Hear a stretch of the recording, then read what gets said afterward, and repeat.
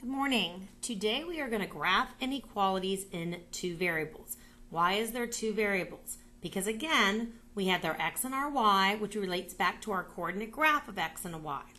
Let's talk about graphing an inequality in one variable first to get our reference. When we have just a plain old equation, let's just say I have x plus 3 equals 7, and I solve for x. If I was to make a graph of this equation, I would be on a number line because it's one variable, it's one line, basically. I would have wherever 4 is. And then to graph this, if you recall, it's just a singular dot on 4 because it's that answer in that place. Comparing it to the same numbers, but now I'm going to have an inequality. So the only thing different is that here I had an equation, here I'm going to have an inequality. So now when I go graph, and of course this again is in one variable, so it's only singular. So again, the solve is the same. But now when I go to graph it, because it's an inequality, we know that with this inequality, that because it's less than, we know that from Math 7 or Math 6, that less than or greater than, we have an opened circle on our graph, and then we're going to shade one direction. We also know that if we had a less than or equal to, or greater than or equal to, it would be a closed circle on the graph before I started my shading. So now when I come back over here, I have x is less than 4. Because it's less than, it was an opened circle on my inequality. And then I shaded every number that was less than 4. So shading occurred when I talked about an inequality. Again, it's one variable, so it's one line. So now we're going to extend it to graphing inequalities with two variables. Okay, I have two variables, an x and a y, means now I'm going to have a coordinate grid of x and y, but the process is kind of the same. When we talk about an equation, we're going to graph a line, because x and y will give us a line. When we're talking about an inequality, we're going to have some kind of shading happen, just like we did before. It just looks different now. So let's go back to what we know. We know that y equals negative 2x plus 4. Now we've learned three ways to graph. We've learned to graph with a table, we've learned to graph with slope-intercept, and we've learned to graph with x and y-intercept. So I'm going to go back, because it's already in slope-intercept form, I'm going to go ahead and graph using slope-intercept form. So I know that my slope is in front of my x, so it's negative 2 over 1. I know that my y-intercept is 4, because that's the number I'm putting on. I'm adding, excuse me. So now I know that when I go to graph slope-intercept form, I'm going to start at my intercept, my y-intercept. I'm going to move my slope, so I go down 2, I go over 1. I take my nice pretty ruler because I'm a good math student. I draw my line, I draw my arrows, and I have graphed the equation y equals negative 2x plus 4. None of that changes with my inequality except for a couple different things. The line is going to be the same, but now I'm going to have to include some kind of shading. And my line looks a little bit different, because if you recall back over here when we did it singularly, remember that if I had less than or greater than, I had an opened circle. If I had or equal to, I had the closed circle. Same thing has to happen here. One thing becomes different because of that inequality. So the first thing that is different in my graph is going to be the line I graph. When I go to graph my line, first, let's go ahead and put the points on here we're going to connect. We still know it's the same equation, so my slope is still negative 2 over 1, and my y-intercept is still 4. So I'm going to graph the 4. I'm going to move my slope, so I'm going to go down 2 and I'm going to go over 1. That does not change, the 2 points that we're going to graph.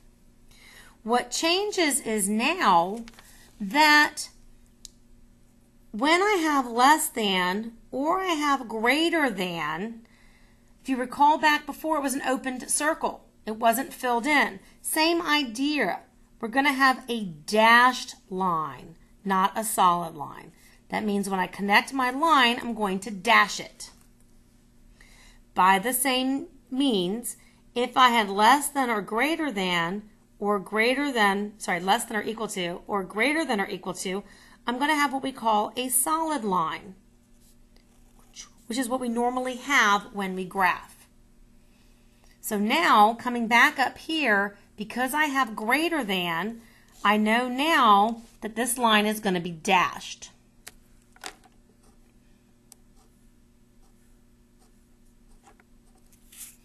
Because it does not equal the line, it's just everything greater than that line. But now, just like any other kind of inequality that we graph, there's got to be some shading going on. With the shading, you're actually going to shade a whole half of this graph. To determine how I'm going to shade, we do what we call the point test.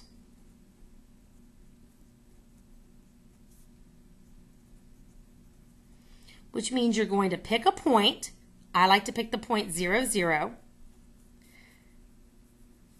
Put into the equation and test to see if the point is included.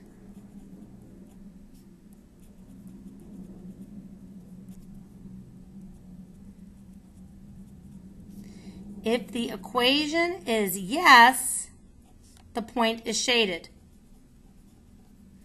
If the equation is no, the point is not shaded.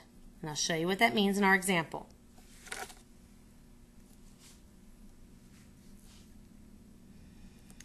So coming back up here in our original example, we're going to do the point test. Now, you don't have to use the point 0, 0. I use it because it makes darn easy math, and I'm all good about easy math. So I'm going to go ahead and use the point 0, 0.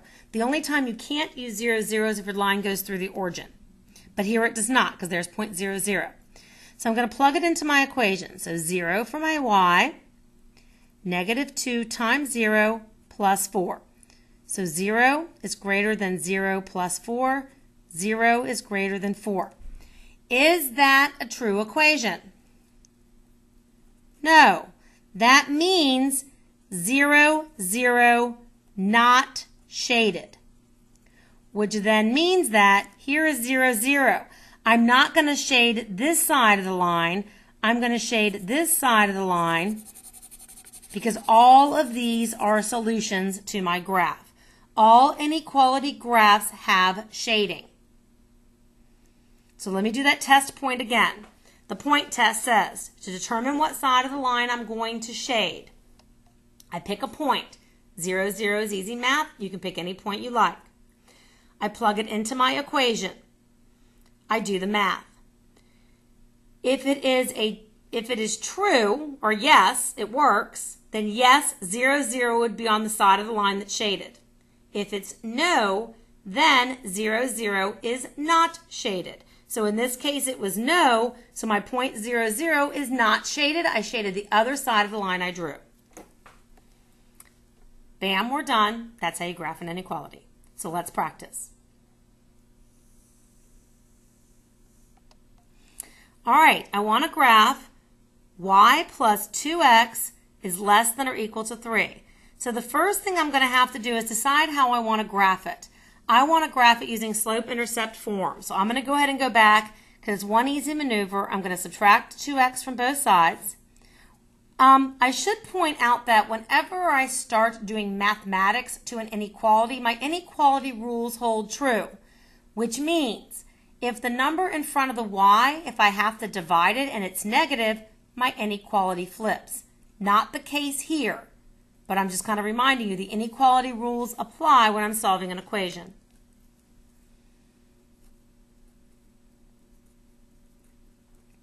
And I always put the x right after the sign because that's slope-intercept form. So now I know that my slope is in front of my x. I know my y-intercept is what's being added to it. So now I'm going to go ahead and I'm going to graph this line. So now I'm going to go ahead and graph my slope-intercept at 3.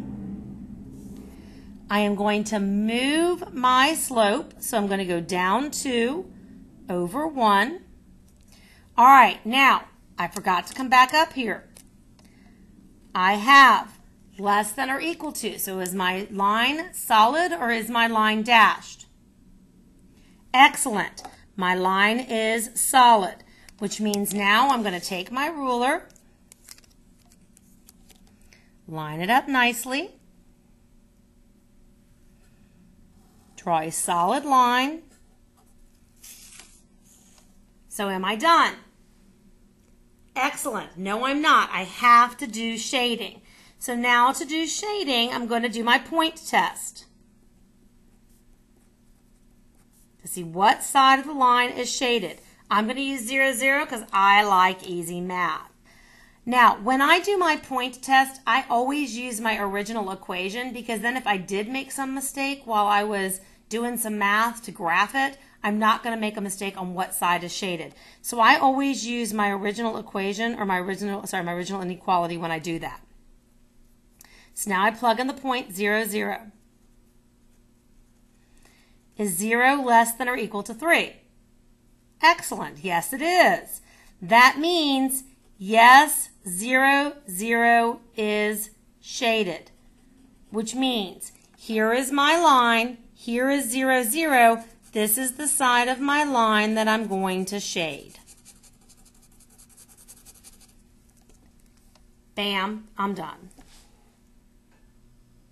You always have to shade with an inequality.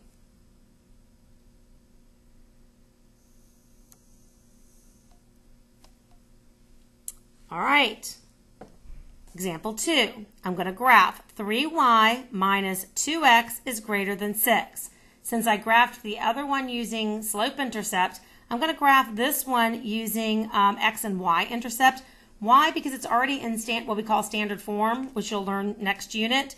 But it's already y minus x is greater than 6. It's easy to do slope-intercept.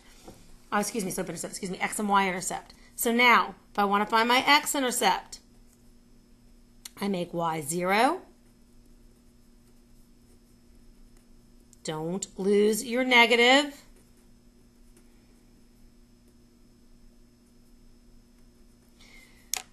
Again, I just said, I'm dividing by a negative. What does my inequality have to do?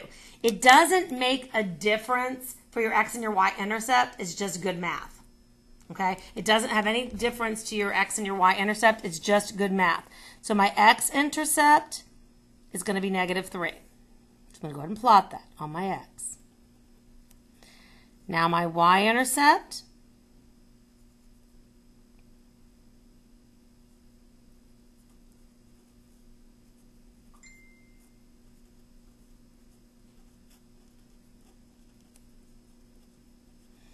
again, really doesn't matter for finding x and y-intercept, but good math is always important.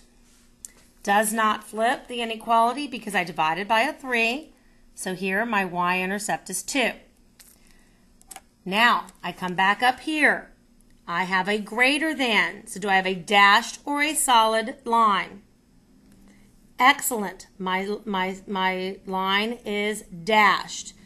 So now I'm going to take this right here, put my handy dandy ruler, dash my line. Nice big long line, no little stubbies. Now I'm going to do my point test. I'm going to use 0, 0 because I like easy math. Because I don't like to have to deal with things flipping and moving and doing, I'm going to go ahead and use my original equation, or inequality, excuse me. So now I'm going to plug in 0, 0 for my x and my y.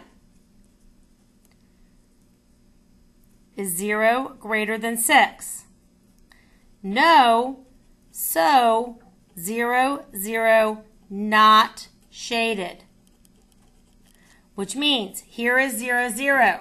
That means here's my line. That means the other side of my line over here gets shaded because 0, 0 side is not shaded. And you don't have to make this really dark. You can just take your pencil and make a nice little shade, as they taught you in art to do.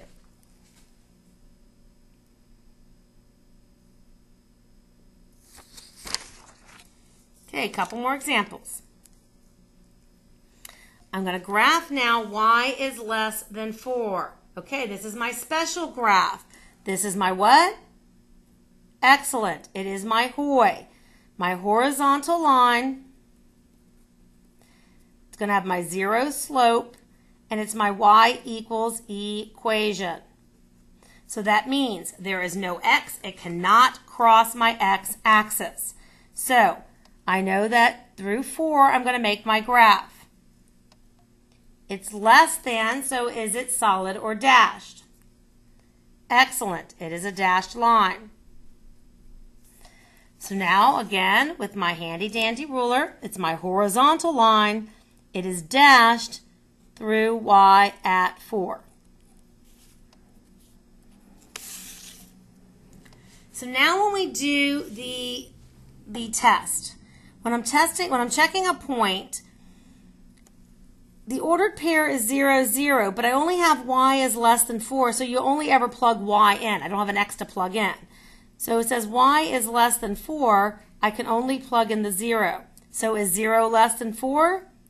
Yes, so therefore 0, 0 is shaded. Which means I'm going to shade the side with 0, 0 on it.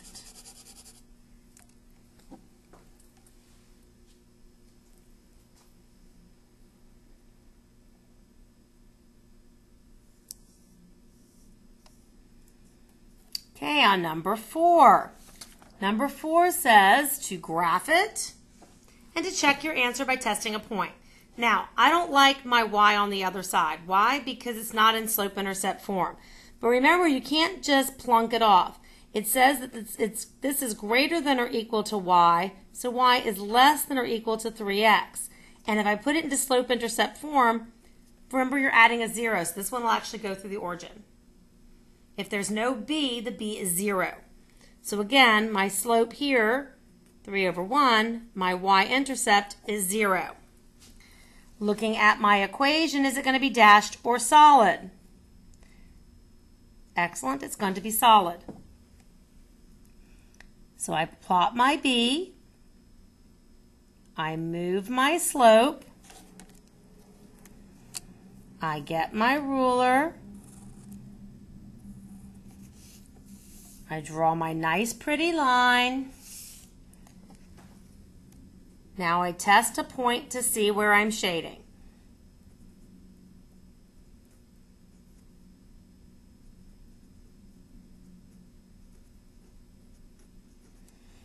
Well, this is a bad idea because I didn't remind you that what can't we use testing a point if the point goes through it?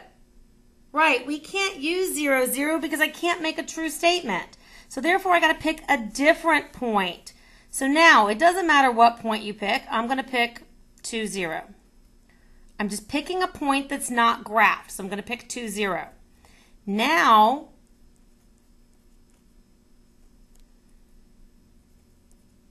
is 6 greater than 0? Yes, it is. True statement. So 2, 0 is shaded.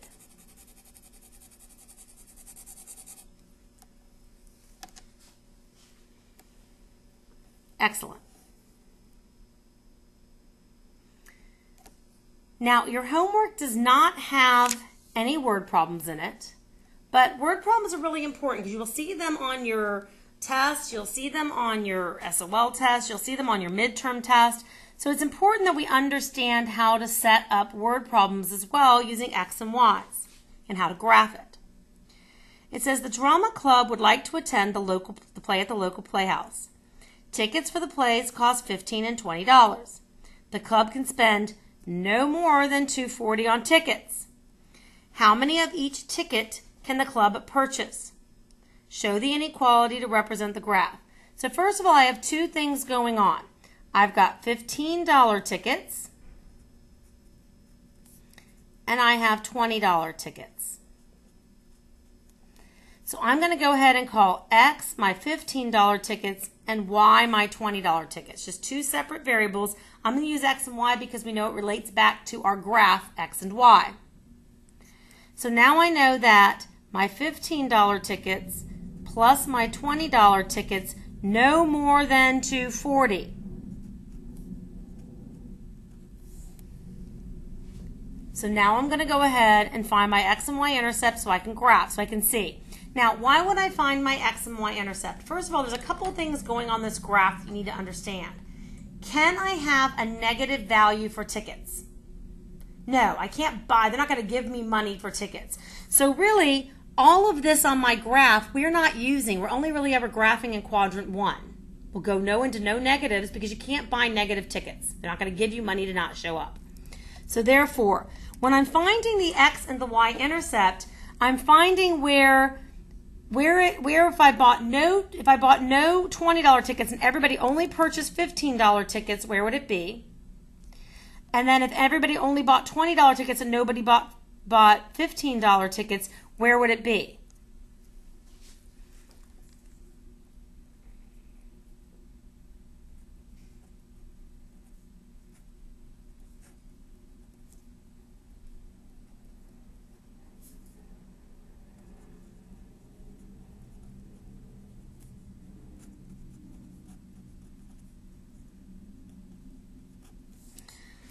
So if nobody bought $20 tickets, that means that the Y is 0.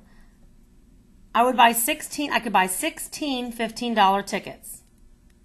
Of course, it won't fit on this graph, but let's see. I'm going to estimate it to right there. So I want to show you how the graph looks. Then, if nobody bought $15 tickets, I could purchase 12 $20 tickets. Now, because it says no more than, it can equal this line. So I'm going to go ahead and draw the line, but when I draw the line, I'm only drawing it between here and here. Why? Because this is the ticket combinations people can buy. Why? Because I could buy 4 $20 tickets and 4 $15 tickets and 1 here and still be in my range of less than. I could buy 10 $15 tickets and 2 $20 tickets and still be in my price range. It's telling me anything in the shaded area, I can purchase these tickets and still not max out my $240. Again, this one is not on the homework, but you will see it pop up. So we'll look at it again next class, but not on the homework, but it's important you understand you can't have negative tickets. No one is going to pay you to take a ticket off their hand, okay? Now last, it just says from this set of ordered pairs, what is a solution? A solution is what we were talking about in this one. It's everything that fits the requirement. It's everything in the shaded region. It's everything that holds my equation true. That means if it's a true equation, if it's a solution, it's in the shaded part of my graph because it's the solution for the graph. To find it this way, it's just substituting it in. It's just saying, here's my X, here's my Y, is it less than 8? No, it's not a solution. It has to be in the shaded part and it has to be a true equation, just like with equations.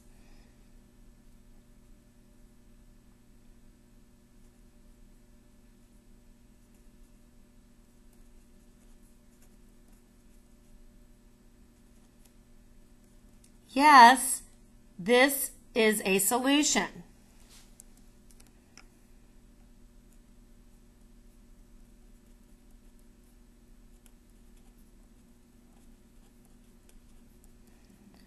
No, not a solution.